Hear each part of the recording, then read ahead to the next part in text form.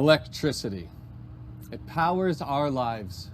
And you can see from those lines behind me and those big poles, they run all the way down to where the electricity is generated. And it's either generated with natural gas or wind or solar.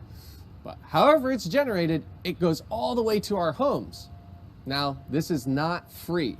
We have to pay for electricity. So we need to take a look at a utility bill to understand how much in electricity we're going to owe.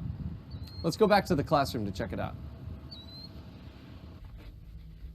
Hey students, welcome back from looking at those electricity lines.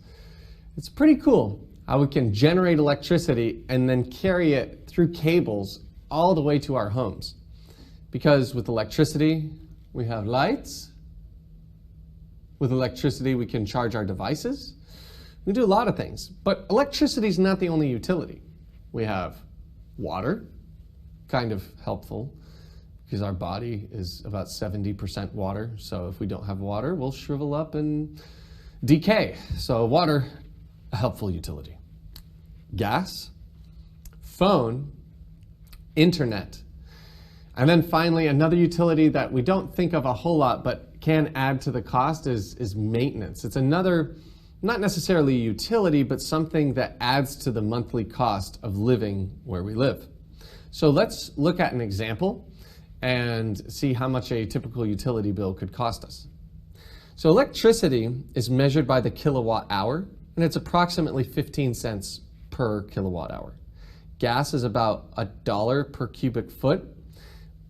But I want to make sure we differentiate here. I'm not talking about gasoline. I'm talking about natural gas that heats homes and can allow you to heat food and cook food. So the flame that comes out of the stovetop, that's powered by natural gas. Water is about 3 cents per 10 gallons. Phone plans vary widely, and it depends on how rich your data consumption is. If you're just like streaming video off Wi-Fi all the time, then you're going to need a pretty beefy phone plan.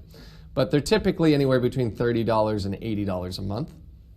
Internet, medium speed is $50 a month, very high speed internet. So if you're streaming lots of video, uploading content, then you're gonna need something closer to the $100 per month plan.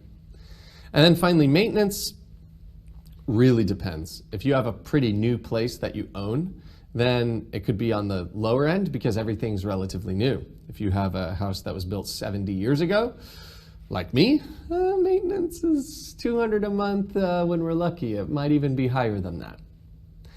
If you rent your place, meaning you do not own it, you pay a monthly payment to a landlord, someone who does own it, then your maintenance expense is actually going to be right around zero because you're not responsible for replacing anything that breaks. If something breaks in the house, it's the landowner's responsibility to fix it. So that being said, let's go through this example here. Brandy lives in an apartment. Okay, I'm going to highlight this. Since she's in an apartment, she will not have any maintenance expense.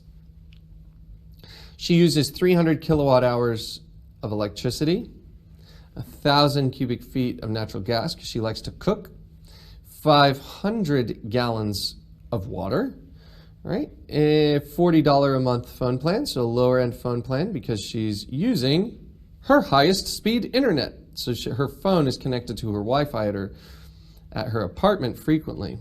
So find her utility bill. All right. So 300 kilowatt hours of electricity. So let's figure out what that would be. 300 times 15 cents per kilowatt hour. Let me rewrite this so it's a little bit clearer. Let me write it over here so I have some space. So 300 kilowatt hours times 15 cents per kilowatt hour. You see what happens here? When I multiply these, the kilowatt hour on the numerator and denominator divide away to create one, and I'm just left with the dollar sign, which is good because that's what I wanted. 0 and 0 here, right? When you multiply by 100, that turns this into 15. 3 times 15 gives us $45. Okay, so just for electricity, she'll pay $45. She's living in an apartment, so it's a smaller area to cool. Most of your electricity consumption is going to be driven by air conditioning, especially in the summer. So that'll be $45. I'm just writing that down. Gas, 1,000 cubic feet. So this is 100 cubic feet. So if we just multiply this by 10, right? Because 100 to 1,000, we need to multiply by 10. So we'll multiply the numerator by 10 to give us $10.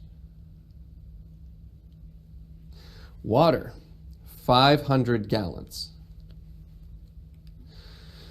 We can do this again. We have our units, 500 gallons. Multiply by 3 cents per 10 gallons. All right, if we have a 10 divide away, we just have 50 times 3 cents. Well, if we multiply 10 of these over here, we can move the decimal place. So now it's just 5 times 30 cents, which is $1.50. You might say to yourself, that is not very much money. And I would agree with you. That's pretty amazing. To keep your water under 500 gallons a month in an apartment is pretty amazing.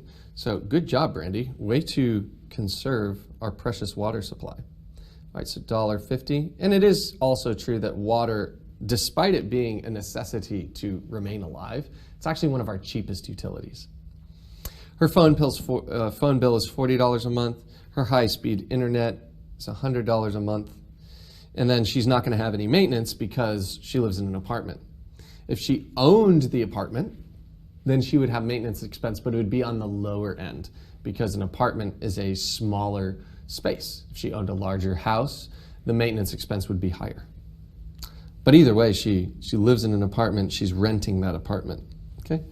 So I'll go ahead and write this here that she rents that apartment, because if she's living in it, she could have owned it, but this is specifically for renting. Okay, so let's add all this up and get the total utility bill. Okay, so 140 and 45 is 185, and 10 more is 195, and then $1 more, 196.50. 196.50. Right, so that is the cumulative utility bill. Now I want to make a side note that might save you some money one day. That's split between one person because Brandy does not have a roommate. But if you want to save some money, especially when you're early on and you're younger, you don't have a family, think about getting a roommate. Roommates, first of all, keep us social, keep us active. You get to learn different cultures, different ideas. It's good to live with somebody. But beyond that, financially, imagine if she was living with somebody, she would get to split most of these costs. Electricity, gas, water, internet, all of those would be split down the middle. People have to have their own phones, so that wouldn't be split. But you can see how much cheaper her maintenance or her utility bill would be if she had a roommate. So contemplate getting a roommate so you can lower your utility bills. Have a great day.